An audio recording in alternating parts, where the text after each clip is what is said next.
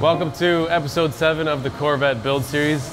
We are going to be talking about some brainstorming around the rear suspension. I've got it all bolted on the ground, set up the droop, set up what my travel ranges are going to look like, and I've got some ideas to show you guys. And you know what? I kind of like sharing the ideas because then people start commenting things and then it just gets the brain going. So I love doing that stuff. Brainstorming to me is fun, a lot of fun. Way more fun than playing video games. We're gonna be talking about the brake bias setup that's fully installed with master cylinders. I made a linkage bar that connects to the factory brake pedal and everything feels fantastic there, so I'll show you that. And then I'll go over the transmission. It's fully mounted to the transmission tunnel, welded up a bracket, did all that. But more importantly, because this is what helps the company, we had the idea of doing a make per month sale. So for the month of February, we are doing a sale on all of our BMW products, 36, 46, E90, 92, 80, whatever. Anything that we offer for the BMW chassis will be on sale starting February 8th for 2 weeks. 2 weeks is the only time that we're gonna have the sale on store-wide, everything BMW related. So if you're watching and you have a BMW, this would be the time to buy something for your season coming up. We will also be releasing one new product. I have been working on a few new products for the BMW chassis, but which one I'll be able to release first is kind of dependent on just whatever I choose. So stay tuned for that. I'll release that in a couple days as well on what that is. Obviously throughout the year, I'm still progressively working on releasing new products as the year goes on, but we're gonna focus on at least one, minimum of one, per month that has to do with the make that our sale is on. Let's get into it. On the car, I've been messing around with getting more travel in the rear. And Jack, if you can, use your camera to look at the left side and the right side. I have a different suspension setup on each. So we'll start with the factory here.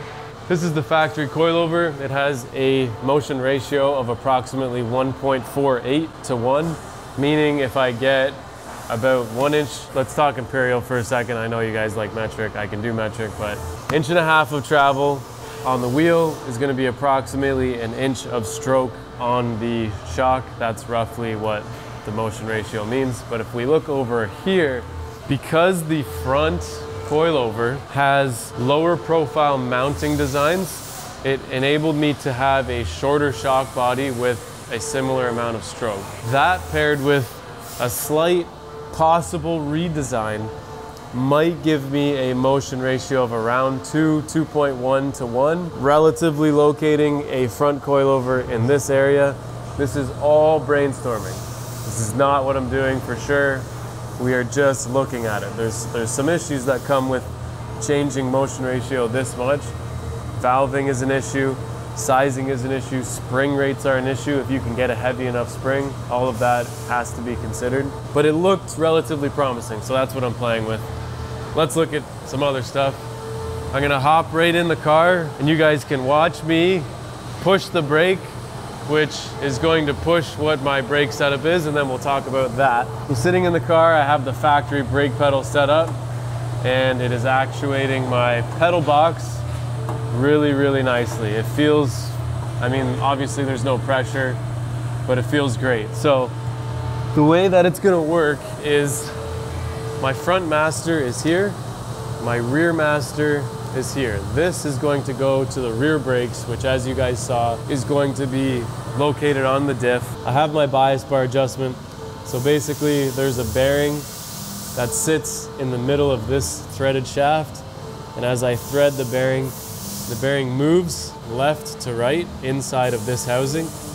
What that does is it gives you a mechanical bias to the front or to the rear. Plus, I'll be running a proportioning valve in between this master and the rear calipers. I'm gonna run my proportioning valve and then I'm gonna have my inline handbrake. My inline handbrake is going to be after the proportioning valve so it doesn't proportion my handbrake. When I pull my handbrake, it'll be full pressure to the rear. My proportioning valve will only reduce the bias to the brake pedal, okay? So I'm gonna have significantly more front brake than rear. I'm gonna start with my mechanical bias, then I'm gonna proportion valve the rest of it. In drifting, we're probably running around 70% front biased, give or take. If you play Assetto Corsa and stuff, you know that you probably run around 70, 80% biased on that too. So we do a similar thing in real life. If we ever really needed to stop for whatever reason and we found that our brake pressure isn't enough, you can always grab handbrake and increase the rear pressure as well. But from times that I've had to stop like really quickly before, if you push it hard enough, you will be able to lock up all four anyways. So it's just all dependent on pressure and what you want. Once the rears are locked, obviously, the harder you push, it'll just keep them locked. More pressure isn't going to do anything, and then it'll eventually lock the rear as well. So, okay, from that, we're going to now be good to run, you know, brake lines and route some stuff, but we have also mounted the dummy engine with the transmission mount. Now, doing this stuff by myself, you should have seen it. I wish I could have filmed it, but basically I worked my way up to this level of ratchet strap, but when I started, I put the whole engine and transmission in by myself, but I like lifted the car up, hooked this up, and then it like kind of swung in. I almost lost the whole thing. Luckily, it kind of bottoms out on the firewall, so we barely made it. It was entertaining if you could see it, but then I eventually ratcheted up into the position that I wanted it. It is now fixed, solid, centered, good to go. This is what you need to do to your tunnel in order to fit a GSR. I'm gonna get inside here for a second. Okay, so if you want to know what it looks like, if you want a high enough transmission to clear, what I'm going to be running is a 4-inch titanium exhaust. Don't ask me how we're going to fit it because it's going to be tight, but this is as high as the transmission can possibly sit. I'm going to make a really nice full cover for the whole transmission that's going to bolt in like every 2 inches. I'm going to cut this off and I'm going to weld in a strip here. I'm going to have a really nice flanged tunnel cover that will be removable, but also it'll maintain the integrity of the Corvette tunnel. The Corvette tunnel is relatively thick and was a large part of the structure of the chassis. Obviously, we have a roll cage now, so there is significantly more material holding the front and the rear together, where we have a targa top missing. So I'm not really concerned about the strength of the tunnel anymore, but you might as well maintain its integrity. So I'm gonna have a really nice tunnel top. It's going to leave me a nice pocket and give me a good spot for just a shifter boot. Then I'm going to design a bearing handbrake that's going to mount right to the tunnel. And we're going to go a little bit crazy with that. Once we get our seat in and our steering wheel set up, we'll be mounting the seat in a position. Once I mount the seat, then I'll be able to determine where I want my handbrake, and I have my steering wheel and stuff. So we're getting into the goods. We're getting into the fun stuff. I think I've said that before. It's like the whole thing is kind of fun, but it becomes more fun the further you get. That's pretty much it. We have a scene of me vlogging the transmission mount install.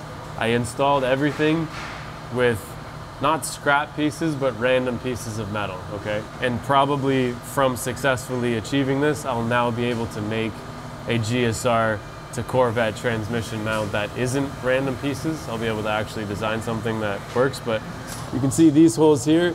There's 2 on the other side as well. These are what mount the brackets to the tunnel, and then the bracket I made bolts to the transmission. So it's nice and solid. I can disconnect this ratchet strap now, and we've got it. I've measured my drive shaft. We're gonna be going for a carbon fiber drive shaft. Carbon fiber drive shaft has been a axle saver on clutch kicks. It dampens the load. It obviously only weighs like 6 pounds total versus an aluminum, which is 2.5 times, and a steel, which is like 5 times heavier. So there's a big save in inertia there, but they're very expensive. So we're gonna see if a company wants to work with us. Anyways, that's it. That was long enough. So enjoy the video. Okay, so update. I've got the rear end of the car as a roller. A couple points that I've noticed once you get everything together. The knuckles that I made have so much correction in them that they actually only fit an 18-inch wheel that has a taper barrel instead of a stepped barrel. So a stepped barrel wheel has a smaller internal diameter than a taper barrel. So I'm probably gonna make a slight adjustment so that it fits both styles of 18-inch wheels. So whatever wheels I get, I have to get a stepped barrel style. Anyways, that's kind of annoying, but it is what it is. On my computer, I guess the wheel that I was measuring was a stepped barrel, and I wanted to, and it fits it fine, but I wanted to make sure I had the most corrective geometry possible, and I digress. Anyways, I'm currently putting my transmission in. You can see I have my drivetrain actually completely in with a blown up block. As you can see, LS3 went kaboom. This is a GSR. You can see my pocket for the starter, my access panel, all that cool stuff. So I have this plate that I made. It's a very universal plate. It's a plate that bolts to the GSR, but it doesn't do anything else, because in order to make a bracket, transmission needs to be like movable up, down, sideways, left, right, turn it around, upside down. So I made that piece so that I could weld pieces like this to actually, so here's the other thing. I wanted to bolt the transmission to the side of the tunnel because I want the bracket that I connect to it to be removable. So I can remove the bracket from the chassis and I can remove the transmission from the bracket. Okay, so there's 2 points of connections. And the reason for that is for exhaust clearance and access. I want to be able to remove everything and have the most clearance possible. It was kind of funny. I made a transmission mount one time on a car where it was fantastic. I thought that I could unbolt it really easily, but then when I went to pull the transmission out, the bracket that I welded to the car made it very difficult. I couldn't go down far enough with the transmission for the shifter to clear, and I don't want anything stupid like that, so I'm gonna make it so that I can drop the transmission down, it'll clear the entire shifter, and I can just drag it out the front, because there's nothing worse than if you do need to remove stuff like that, you don't have stupid little things. And anyways, brackets like this are going to go, I'm gonna bolt it to the side here, okay?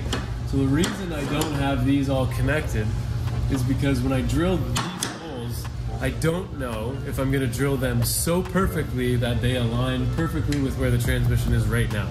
This is exactly where I want the transmission. So you make it as a 3-piece and then you weld the 3 together after you've done your drilling of sorts, because I have to drill from the other side. I can't fit my drill in here. So I'm gonna mark it here on the inside. I'm gonna transfer punch the holes, then I'm gonna drill the holes, then I'm gonna bolt the brackets to the holes, and there is going to be enough slop. Maybe it doesn't fit, maybe it's slightly kiltered, maybe it's whatever. I can grind, I can shave, I can then weld. That's why I'm leaving it as 3 pieces, so that when I weld the 3 together, and these are perfectly bolted and tightened, that's the key, tightened. You could probably make a bracket that fits pretty good, but not perfect. So the way that I'm doing it will make sure that it is perfect. Anyways, I probably won't record the process because that would require me to hold things and drill things at the same time. Bad experiences with that, but that's what I'm doing. And then we can, you know, move on to driveline, drive shaft, all that cool stuff. So that's it. Update. I cut a drill bit and I was able to fit the drill in. And I drilled 2 holes there and 2 holes there. And now I'm gonna take my step bit, drill them from the other side so that I can use M10 bolts, 2 on each side, so 4 total lots to hold the transmission mount. The transmission mount uses 7/16 coarse thread bolts, 2 of them to hold itself, so 4 M10s is lots. And you know what, this wasn't actually that bad. So I'm gonna bolt those pieces on, tack them to the centerpiece that I showed you. Bob's your uncle. That's gonna be it for a tranny mount. So that's pretty sweet. That, oh, my transmission's leaking. Can't have it sit on an angle like this for too long because the fluid is gonna pour out because the output shaft is not sealed. I'm gonna fix that. Sick. Just like that. Just as I predicted. I now have this piece bolted to the car, this piece bolted to the car, and the transmission is movable. Okay, so this is bolted, and I can center this perfectly. Weld this, and then this will all come off as one unit, bolted here, and then I will probably cut it right down the middle so that I can weld these as studs, and then I can put 1/2 on, bolt it to the transmission. I can put the other half on and bolt it to the transmission. Having it as 2 halves means that the studs can be welded to the transmission tunnel, and I'll be able to put nuts on the end, because right now they're just through bolts. I would have to have a socket on the other side or somebody working with me in order to bolt it on the way it is. So it's all about serviceability. Having it as 2 halves is probably the best case scenario, where I could easily do this on my own if I had to. So yeah, so I kind of blew it on the vlog. I didn't finish recording, but it doesn't move now because I got it tacked in place. So we're gonna unbolt this, take it all apart. The amount of times you gotta take things off and put things back together is kind of redundant, but it's what you gotta do. This is it, bolts in. I think I'm probably gonna make this into a product that actually works because the tunnel is square from here all the way back. So even if you mounted the engine in a slightly forward or reverse position than I did, you'll still be able to use a bracket like this and put it basically anywhere on it. And then I'm gonna make a backing plate that bolts in from the other side so that it's not on the sheet metal. But like I said, the tunnel is fairly thick on these cars. That's it. Thank you guys for watching. Don't forget to like and subscribe to the channel, share it around so that more people can enjoy and learn something about building a pro drift car. See you guys in the next video.